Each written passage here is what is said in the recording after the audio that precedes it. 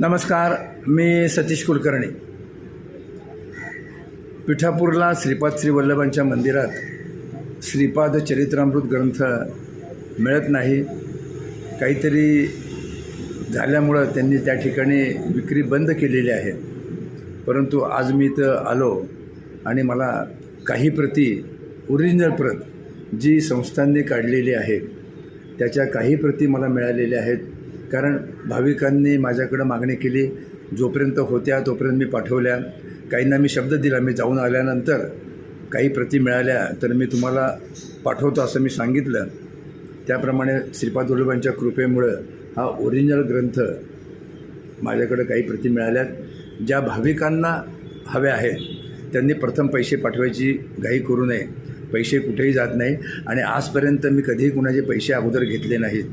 कारण ग्रंथ मिळायला थोडा वेळ लागतो, तोपर्यंत भाविकांचे 50 फोन येतात, अजून आलं नाही, अमुक झालं तमुक झालं. त्यापेक्षा ज्यांना हवं आहे त्यांनी स्वतःचं नाव, पत्ता की पोस्टमन तुम्हाला तो ग्रंथ आणून देईल. तो मिळाल्यानंतर मला फक्त 300 रुपये पाठवायचे. 200 रुपये त्या संस्थांनी प्रसिद्ध केलेल्या ग्रंथाची किंमत आहे. 80 रुपये साधारण हा रजिस्टर पार्सलचा पोस्टाचा खर्च आहे. 280 रुपये झाले आणि वरच्या 30 रुपयामध्ये तुम्हाला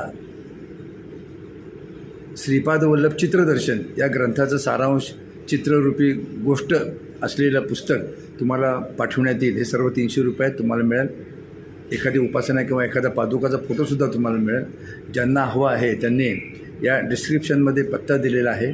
संपादक अक्कलकोट स्वामी दर्शन, 678 दक्षिण कसबा, सोलापूर, 413-007. आणि माझा मोबाईल नंबर आहे 94 22 45 90 87. या व्हॉट्सअपला स्वतःचा पत्ता कळवला तरी चालेल. ग्रंथ पोस्टाने पाठवल्यानंतर त्या पावती आणि त्या ग्रंथ पाठवल्याचा फोटो तुमच्या व्हॉट्सअपवर येईल आणि तुम्हाला पुढं 7-8 दिवसामध्ये तो ग्रंथ रजिस्टर पोस्टाने नक्कीच मिळेल. कारण आत्तापर्यंत हजारो ग्रंथ मी भाविकांपर्यंत पोचवले. फार मोठी सेवा आहे. आणि तो ग्रंथ मिळाल्यानंतर मग मला गुगल पे, पे फोन किंवा मनी ऑर्डर तुम्हाला ज्याप्रमाणे सोयीस्कर होईल असे पैसे पाठवले तर चालतील.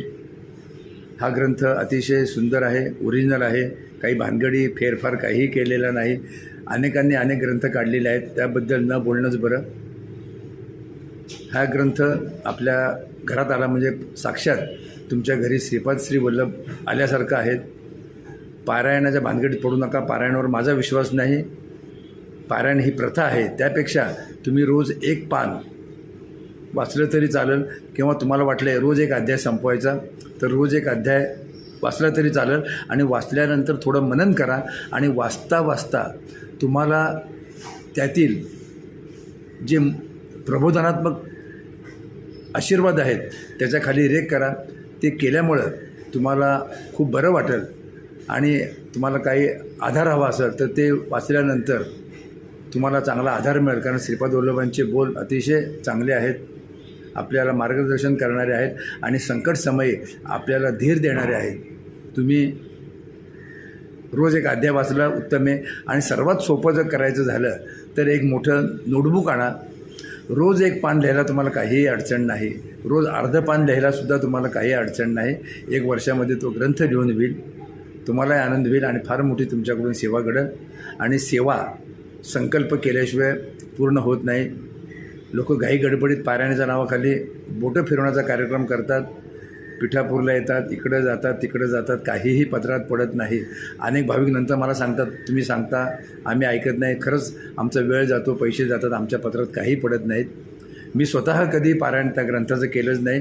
कोणताही ग्रंथ माझ्याकडून पारायणाद्वारे वाचून झालेला नाही. इच्छा आहे की रोज एक पान वाचावं, पण कार्य भावल्यामुळे ते जमत नाही.